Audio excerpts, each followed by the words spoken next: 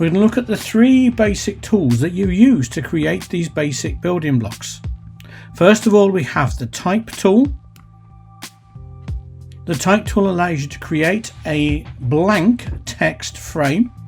To use that tool, we're going to move our cursor onto the page. We are going to mouse down and drag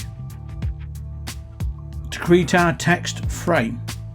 As soon as we let go, we end up with a flashing cursor ready to take text content. To create a graphic frame, one which is capable of holding both pixel and vector data, we would use the rectangular frame tool. I'm going to move my cursor onto the page, mouse down and drag. This will generate a graphic frame. It differs from a text frame in the fact it has a cross displayed in the center of it.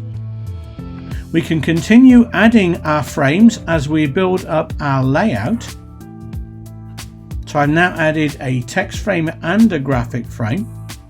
The third type of frame that you can create is known as an unassigned, useful for creating simple basic shapes, very similar to what you create in something like Illustrator. These shapes are ideal for doing backgrounds, coloured areas for your layouts. So I'm going to mouse down and drag to create an overall background area. You can change the fill colour within your selected object.